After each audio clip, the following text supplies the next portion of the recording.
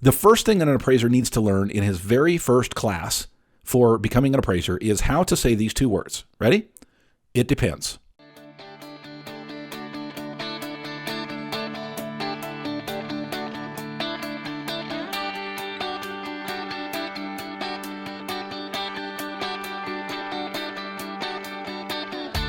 Originating from deep inside the Rocky Mountains, transported through the power of the internet, and arriving inside your tiny earbuds. It's the Appraiser Coach Podcast, helping appraisers increase their efficiency, quality, and make more money. Here's the guy who makes it his life's mission to create value for real estate appraisers nationwide. Your host and the Appraiser Coach, Dustin Harris. My friends, welcome back to the program. Dustin Harris hanging out once again in the podcast chair. We're going to be talking about FHA today, specifically about HUD and what they require. But first, I want to pause here and remind you that we're sponsored by two great companies, one of them being Working RE Magazine. Working RE is on top of what's going on in the appraisal industry. Check them out. Go to workingre.com. Again, that's Working RE as in workingrealestate.com. And we're sponsored by Alamode. Alamode, of course, is the choice that I have made in software for report writing. Why? It's the best. It's absolutely the best, folks. Not a doubt. Check them out. Go to Alamode. Does that rhyme? Not a doubt. Check them out. All right. We're going to use that. Not a doubt. Check them out. Alamode.com or 800 Alamode. All right, folks. What are the health and safety issues for FHA appraisals? I don't think it is any secret out there that FHA appraisals are different. I sometimes get, and you realtors in the audience, don't get upset at me here, but I sometimes get a little frustrated with real estate agents who claim to not know anything about this. I mean, come on. I mean, unless you've been in business just a couple of weeks, really, it's frustrating because sometimes I get out on a purchase situation and there is clearly chipping, peeling paint all over the house, and it's pre-1978, and I call it out, and I swear it's happened multiple times where real estate agents will step back and go, well, gee, this is the first time an appraiser's ever called this out, as if I'm, somehow doing something that's abnormal. When, I want to turn that around and say, why didn't you tell your sellers in the beginning, hey, we've got a buyer here that's doing FHA. Here's a nice list of things you might want to look around your house and fix before the appraiser comes. Anyway, enough of that soapbox. The question today is, what are the health and safety issues for FHA appraisals? FHA loans are different than conventional loans because FHA loans, now both loans will deal with health and safety issues. That's not a doubt. There's evidence to show that Fannie Mae is worried about health and safety issues as well, but the way these things are called out is different. Because of the insurance that is associated with HUD loans, they have a very specific protocol when it comes to health and safety issues. And they also have a very specific protocol when it has to do with what has to happen on an appraisal when a health and safety issue is observed. Now, what do I mean by observed? Typically, when an appraisal is done, and by the way, I'm speaking to general audiences here, as you can imagine. Most of my listeners are appraisers, but not all of you are FHA appraisers. But when an appraisal is done, obviously you've got two basic parts. You've got the inspection side or the observation, and then you've got the write-up side. During the observation or inspection side, depending on what word you want to use, I tend to lean toward observation, even though habit brings me back to inspection a lot. I think it's more accurate to say observation. But during the walkthrough, during the part that you're measuring, taking photos, and taking notes, as an FHA appraiser, you are required, you are committed, you're contracted to look for health and safety issues. And when you find a health and safety issue on an FHA property for an FHA appraisal, you are required by your commission as an FHA appraiser to call it out. Not only do you have to call it out, but on the write-up section, the second big part of that appraisal, you're supposed to do that report what's called subject to repair. Subject to, in other words, you're valuing the property as if these things have already been fixed because guess what? FHA is going to require that they get fixed. And then most likely FHA is going to send you, the appraiser, back out to make sure that they've been done and that they've been done correctly. Now, there's a whole lot of things we can talk about there, right? We can unpack that for probably the next 45 minutes, whether or not an appraiser is, number one, qualified to truly call out all of the health and safety issues, because then we just brought this up, right? We're doing an observation, not an inspection. We are not home inspectors. We are not engineers, okay? But there are certain things that we're probably qualified at least to see. There's a bigger question as to whether we go back out and are able to make a determination as to whether or not it was fixed properly, okay? And there's ways around that as well, as you rely on other experts, okay? But FHA requires in general that we look for and call out subject to any health and safety issues. Now, what are these health and safety issues that we need to call out? Now, I will start by saying this is the answer to a lot of appraisal questions, by the way, right? The first thing that an appraiser needs to learn in his very first class for becoming an appraiser is how to say these two words. Ready? It depends. Because that will be the answer to about 99% of the questions out there, right? And so this question of what are the health and safety issues? Well, it depends. Now, I know what you're saying, well, Dustin, no, it should be universal across the board, right? If you call out something in Nebraska, it should be called out in Idaho and should be called out in California. Not so much. In fact, I'll even go one step further and say what may be called out in some jurisdictions, even within the same state, same counties, right? Even different cities, municipalities might be different. Really. Because one of the things, and I'm going to paraphrase here, I don't have the HUD 4001 in front of me, right? And I'll probably get all kinds of corrections on this, and that's okay. I like to encourage conversation.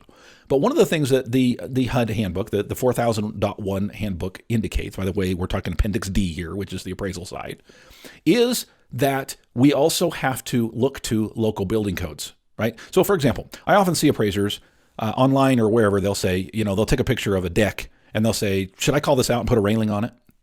And the answer is, ready? Did you practice with me? Should we try it together?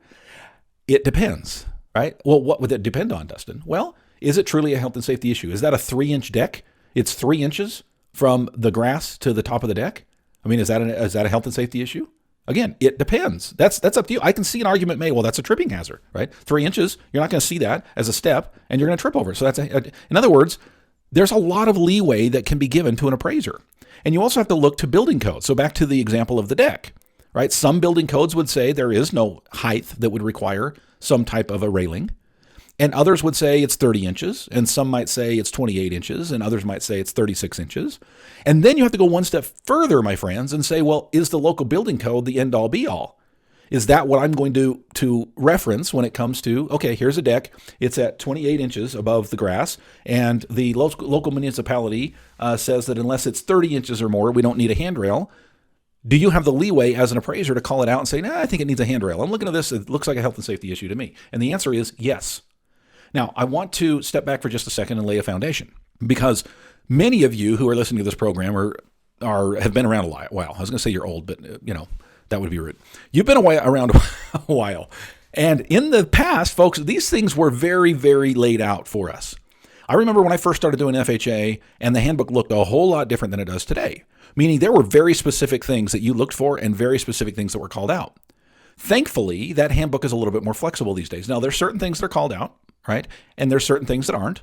And in the end, I don't have the language in front of me. I'm going to paraphrase, but the HUD handbook basically says that the appraiser has the ability to determine whether things are health and safety issues. Now, not in all cases. There's certain black and white things that we're going to talk about today. Okay. In fact, we're going to do that by talking about what's called the 3 S's. Now, that is not an official term. I don't think you actually see these in the HUD handbook. It could be wrong. It's been a while since I looked at it. Okay. But the 3 S's, what are they?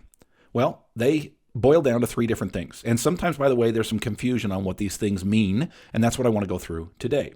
But the 3 S's are basically safety, soundness, and security.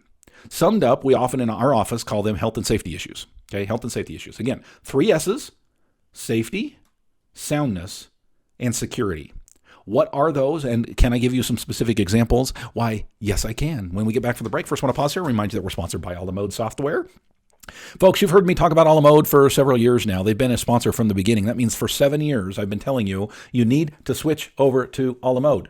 And many of you are ignoring that, thinking, it's not a big deal. I've been with, fill in the blank here for many years, and it's been just fine. Folks, I will agree. It is just fine. Question is it the best? And by the best, does it have all the built-in tools that will allow you to be most efficient? I guarantee if it's not All the Mode, the answer to that is not. It depends. It's no. Check them out. Go to allamode.com or 800-ALLAMODE. Working RE, well, every couple days. Well, maybe not even that much. Maybe every couple weeks, maybe once a week. It depends. I get a great little email from Working RE magazine. Sometimes it is an advertisement. I will tell you that, folks. Sometimes I'm interested in what they're having to advertise. Sometimes I'm not. But a lot of times they're great articles written by Isaac Peck and the team there about what's going on in the appraisal world. Folks, you need to check out Working RE magazine. It's absolutely free. All you have to do is sign up for the blog. It's workingre.com. Again, Working RE is in workingrealestate.com.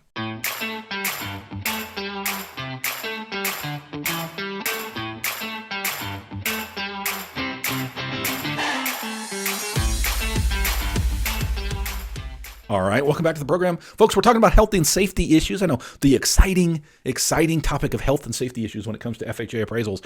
But folks, a lot of times there's some confusion here. I want to help clear that up just a little bit today.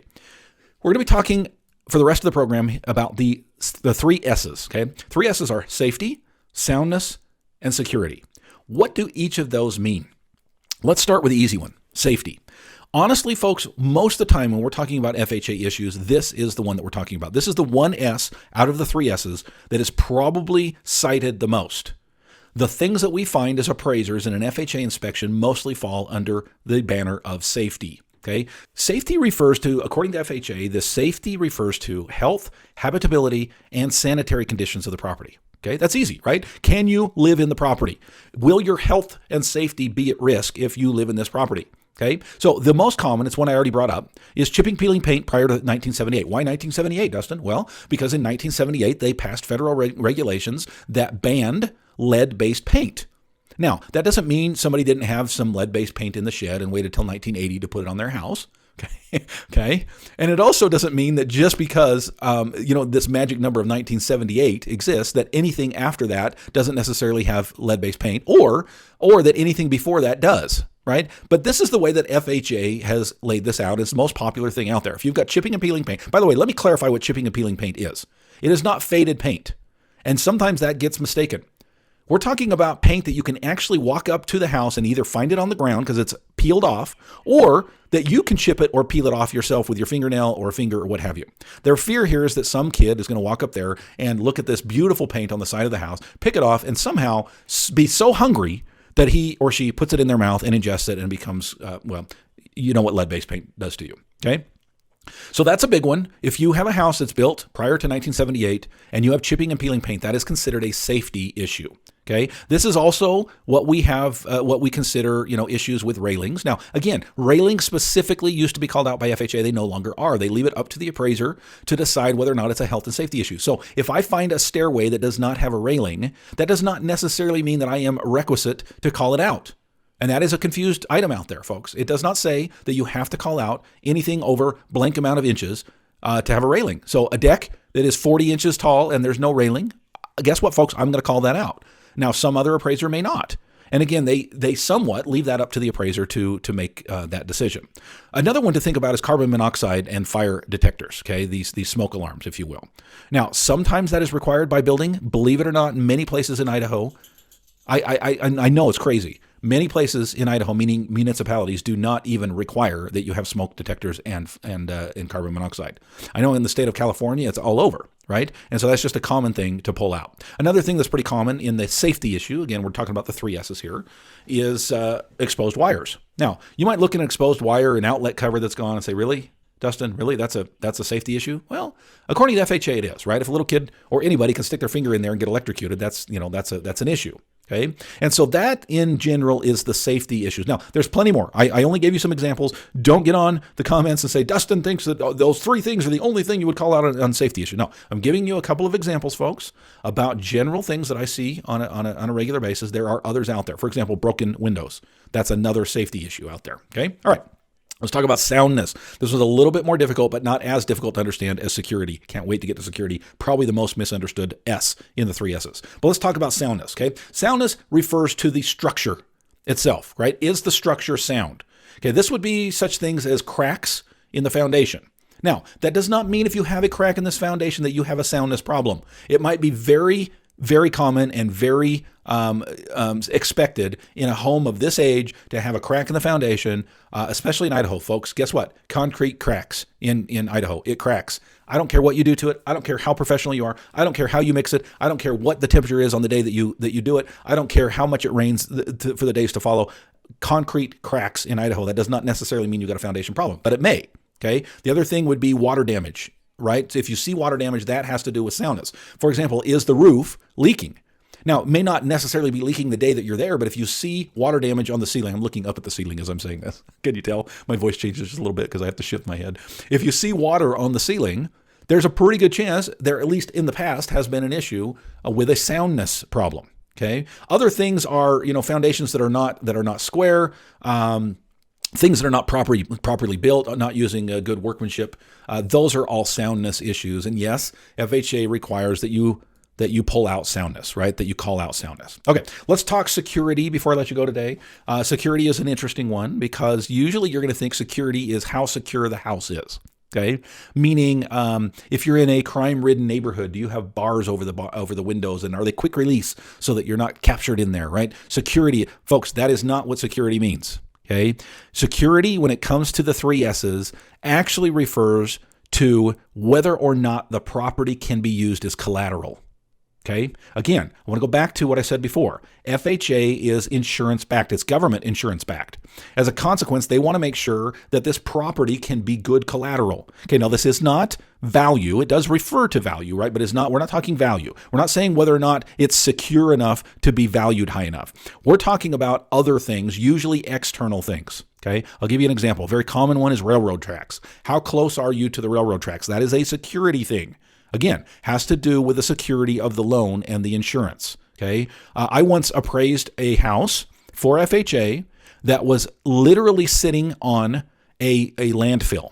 Okay, now it was a very old landfill. It had not been used, I think, in 25 plus years, but it was made known to me that it was sitting on a landfill. I checked it out. I did my research. I figured it out. Absolutely, it was sitting on not ancient, but old landfill. Okay, that's an issue, right? Other things you're talking about are busy road, how near you might be to a gasoline, a fuel station. Okay, those types of things are security issues. Again, not how secure the home is, how secure the loan is based on external factors mostly. Okay, so that's it, folks. The 3 S's of FHA, the health and safety issues, are safety, soundness, and security.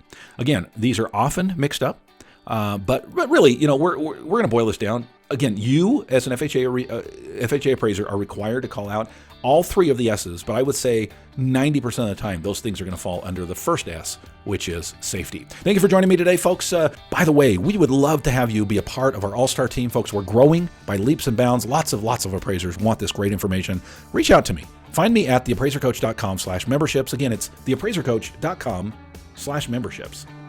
You've been listening to the Appraiser Coach podcast with Dustin Harris. If you like what you hear, please give us a 5-star rating and post a short review on iTunes. For more in-depth insider information on how you can make more money as a real estate appraiser, visit theappraisercoach.com and sign up for the All-Star team today. Thanks for joining us. And now, get out there and create some value.